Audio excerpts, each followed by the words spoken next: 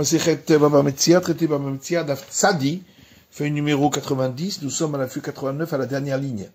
Tanoura Banan, nos sages ont enseigné dans une braïta. Parot Amerakesot Batevua, des vaches qui écrasent des grains de céréales pour enlever la pellicule, donc après le battage, Vadashot, Bitrouma ou Maaser, ainsi que des vaches qui battent les céréales qui sont du prélèvement au prêtre ou de la dîme, et non vers Mishumbal Tarsom.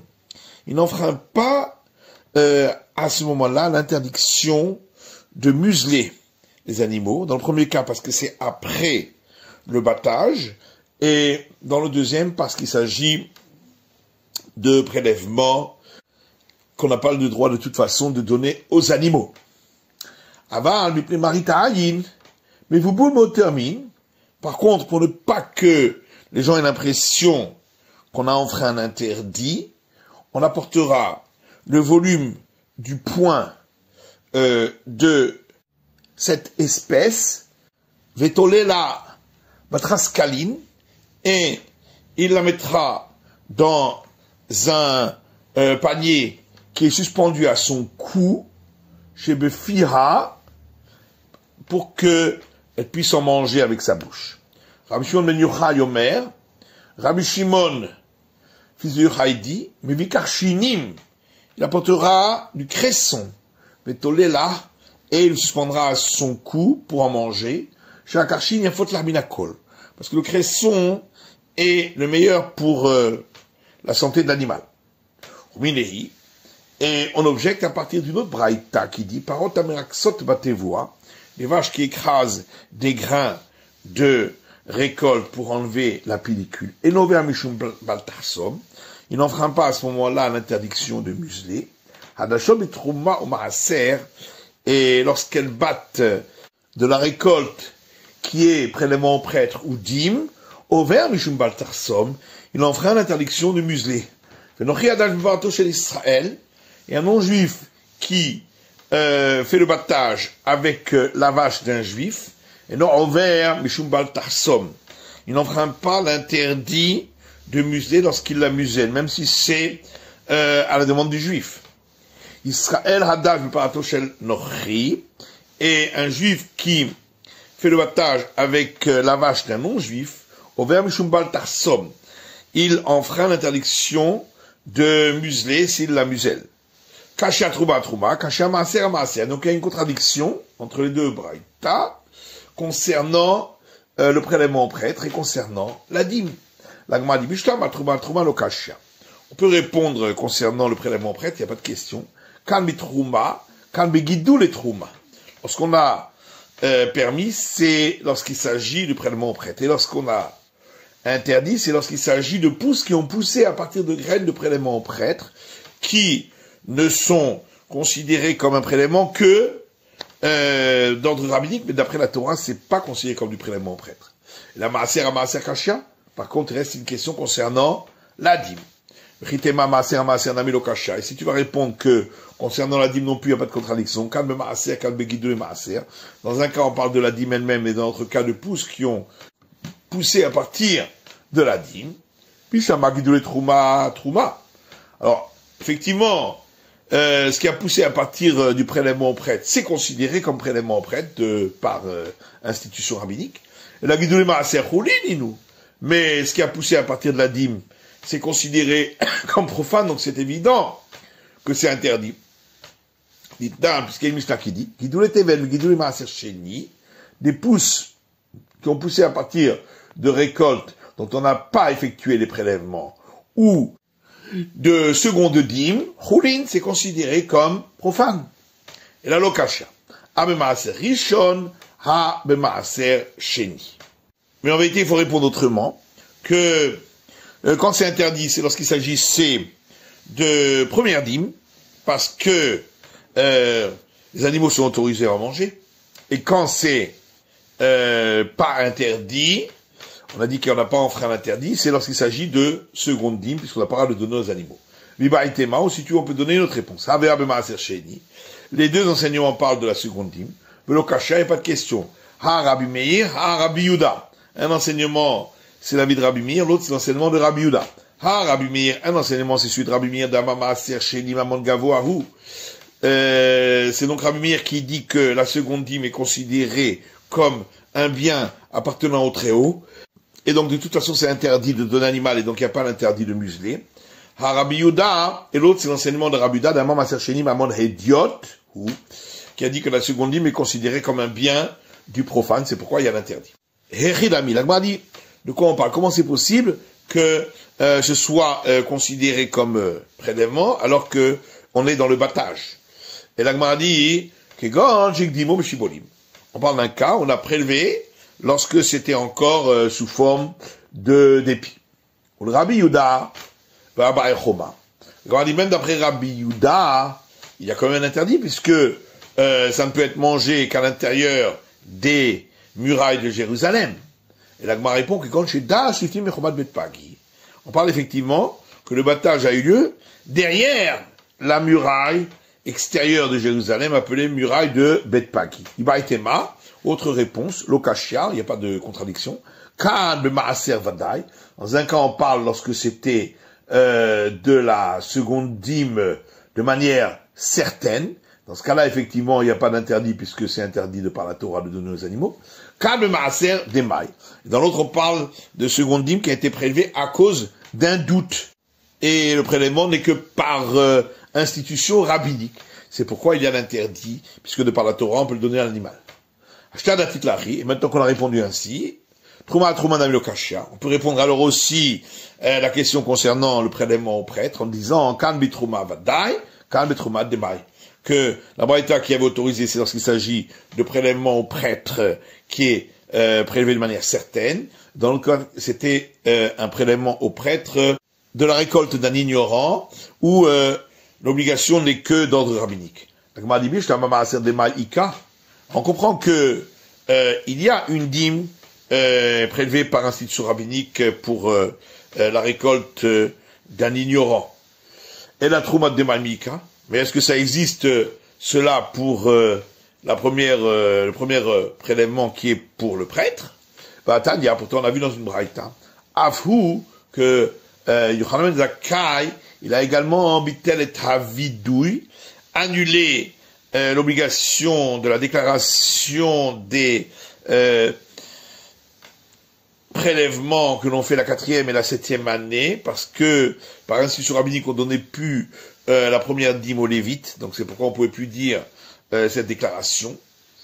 Begazar al Demai, il a également institué le prélèvement sur les récoltes d'un ignorant, le fils chez Shalab voulait Israël, parce qu'il a envoyé des émissaires pour vérifier dans toutes les parties du territoire d'Israël. Il a vu qu'on ne prélevait que le premier prélèvement au prêtre. Donc là-dessus, il n'a pas fait d'institution rabbinique. Et la lokashia, kamitrot maaser vadaï, kamitrot maaser demai. Mais en vérité, il faut donner une autre réponse, que lorsque c'est permis, c'est lorsqu'il s'agit du prélèvement pour les prêtres à partir de la première dîme qui a été prélevée de manière certaine, et l'autre qui est interdit, c'est le prélèvement aux prêtres à partir de la première dîme qui est prélevé uniquement de par institution rabbinique lorsqu'il s'agit de la récolte d'un ignorant. On a posé une question à Rav Shechet. Si l'animal, lorsqu'il mange, ça lui donne des coliques. Qu'est-ce qu'il en est? Est-ce qu'on a le droit à ce moment-là de le museler au moment du battage? Mishum de ma'ale lahu, enfin le ma'ale là. Est-ce que l'interdiction de museler c'est parce que manger c'est bon pour l'animal et là c'est pas bon pour lui? On dit ou bien c'est parce que lorsque l'animal voit la récolte et il peut pas en manger, il souffre. Ici aussi en voyant il souffre. Ma'alehu, Rav Shechet leur a répondu, on peut donner une réponse à partir de la braïta qu'on a rapportée. Rabbi Shimon ben Yochai Omer, Rabbi Shimon ben Yochai dit, mais vikar shinim vetolela, il amène du cresson et qu'il le suspend à son cou pour qu'elle puisse en manger. Shakar shinim yafot la minakol, parce que le cresson c'est le mieux pour sa santé de tout le reste. Shmamina mishum de parler lahu. Donc on voit bien hein, que la raison pour laquelle on ne doit pas la museler, c'est parce que c'est bon pour elle. Je parle là, donc on a bien une preuve que dans notre cas, nous, il n'y aura pas l'interdit. Bayalehu. On s'est posé une question. Est-ce qu'un homme a le droit de dire à un non-juif, muselle mon animal et fais le battage avec? Miamrinan, est-ce que nous disons, Kiamrinan miral nochri shevut, que lorsque on a dit que demander à un non-juif de faire un travail, le Shabbat pour le juif, c'est un interdit des sages, à Néminé, il y a un Shabbat.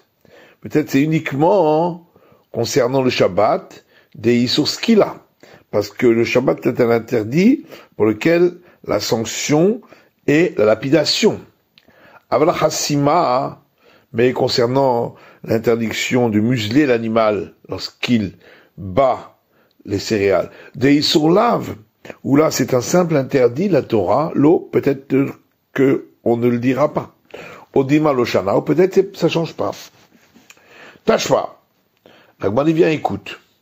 Une braïta qui dit, Nochi hadash beparato shel Israël, un non-juif qui bat les céréales avec la vache d'un juif, et non envers Mishum Baltarsom, on n'a pas enfreint l'interdiction du muselé, mais elle va au-delà. Donc il en ressort que c'est uniquement l'infraction de la Torah qu'on n'a pas enfreint. À Issour Haïka, mais il y a quand même un interdit des sages, puisqu'on a demandé aux non-juifs de le faire. Et l'Agma a dit non, peut-être pas, mais dis-nous des Issour Anamilika. Peut-être qu'en vérité, il n'y a même pas un interdit. Vaïdé, était à la Sefa d'Israël, à l'Est Beparto, chez Nachri ouvert, étant donné que, dans la suite de la Braïta, il est dit qu'un juif qui bat les céréales avec la vache d'un non-juif, et il la muselle, il enfreint l'interdit, Tanarecha et Nover. C'est pourquoi, dans le premier cas, on a également dit le terme il n'enfreint pas, mais en vérité, il n'y a pas d'interdit, peut-être. Tashpa, la Gemara dit, viens, écoute. Des Shalchoulé la voix de Shmuel. Les gens d'Israël ont envoyé un message au père de Shmuel en demandant la question suivante. Halein Touré, concernant les taureaux des Juifs, des Galvin Armae, qui étaient pris par des non-juifs complaisants envers les Juifs, ou Menakrinyaton, qui les castraient, afin qu'ils puissent ensuite être utilisés pour le labour plus facilement. Mahouk, quelle est la règle? Est-ce que c'est permis ou pas? Shalach Lehu, il leur a envoyé à Arama et Tavid Behu. On a donc fait une ruse à leur sujet. Arimo alayhu ve'isdamnun. Alors vous aussi rusez avec les propriétaires et ils seront obligés de les vendre. Donc on voit qu'on n'a pas le droit de laisser le non-juif le faire pour le juif. Amar Rapapa, là-dessus la Gemara repousse la preuve en disant que Rapapa a dit Bnema Rava, les gens d'Israël qui ont posé cette question au père du Shmuel, c'est vrai là qu'est Rabbi Chidka. Ils pensent comme Rabbi Chidka de Amar qui a dit Bnei Noach Metsuvim à la Sirus, que les descendants de Noé ont interdit eux aussi de castrer. Et donc là, en les laissant faire, on en ferait un interdit de la Torah qui est de ne pas poser un piège devant un aveugle. Et donc de ne pas inciter les non-juifs à le faire, puisque pour eux-mêmes c'est interdit aussi. Et donc ça ne répond pas à notre question. Ça va Rava les Mémar. Alors Rava a pensé dire, Imachou le Shrita, que lorsqu'on a dit qu'on doit les vendre, il faut les vendre pour l'abattage. Et donc on recueille moins d'argent. Malo Abaye dit, Dayan Shikanasta Alehem Mechira. C'est déjà suffisant que ils ont été sanctionnés de devoir les vendre. Donc on n'a pas besoin de le vendre explicitement pour l'abattage. Pshita, la Gemara dit, il est évident, Beno Gadol Ki Acher Dami, s'il les vend à son fils adulte, qu'il est considéré comme une autre personne, et donc c'est considéré comme une vente. Mais qu'en est-il s'il le vend à son fils qui est mineur? Avacha est interdit, et Ravashi permet. Mais Rema ou Mazoutra, Amrela Hanoutre Hasside, Mechalfe Adade. Mais Rema et Mazoutra, et certains disent deux personnes zélées dans le service divin, ils s'échangeaient les animaux et ainsi considéraient que ça s'appelait vendre. Et donc ils avaient accompli la sanction. Baïran Bachama. Ramé Bachama a posé la question suivante. Shivlakotz Befiha, s'il a placé une épine dans la bouche de la vache, est-ce que c'est considéré comme muselé? Maou, qu'est-ce qu'il en est? Hoshivla Hassima Ma'aliyatai. La Gemara dit, mais c'est évident que si c'est lui qui a placé l'épine, c'est comme s'il l'avait muselé. Et là, Yashav la cause de Fia, Maou. Seulement la question elle est, si l'épine elle est venue de par elle-même, c'est pas le juif qui l'a placée, est-ce que c'est considéré ensuite, quand il amène la vache à battre le blé, comme l'avoir muselé? Autre question, s'il a placé un lion à côté d'elle, à l'extérieur, et à cause de cela, elle mange pas parce qu'elle a peur. Qu'est-ce qu'il en est? Ça s'appelle comme muselé. La Gemara dit, mais s'il a placé le lion, c'est évident que c'est considéré comme muselé. Et la Ravat Zarim Bachutz Faou. Mais la question est, si le lion lui-même, il est venu se placer là, qu'est-ce qu'il en est? Emid Bena mi Bachutz. Si il a placé le petit de la vache à l'extérieur de l'endroit du battage, et donc elle va pas manger parce qu'elle pense à son fils, Mahou, qu'est-ce qu'il en est? Qu'est-ce qu'il en est si l'animal avait soif et donc il n'allait pas manger? Et qu'est-ce qu'il en est s'il a placé une peau au-dessus des céréales pour pas que l'animal le voie? Et la Gemara dit, en tout cas, il y a un cas qu'on peut résoudre. Et Tania, parce qu'il y a une braïta qui dit, Rachaï Ba'alapara arrive parato, que dès ce Tocham n'a dit charbé, le propriétaire de la vache a le droit d'affamer sa vache auparavant, afin qu'elle mange beaucoup de ce qu'elle bat. Rachaï Ba'alabait la tire peki armi à l'ifne bema, que dès ce Tocham n'a dit charbé.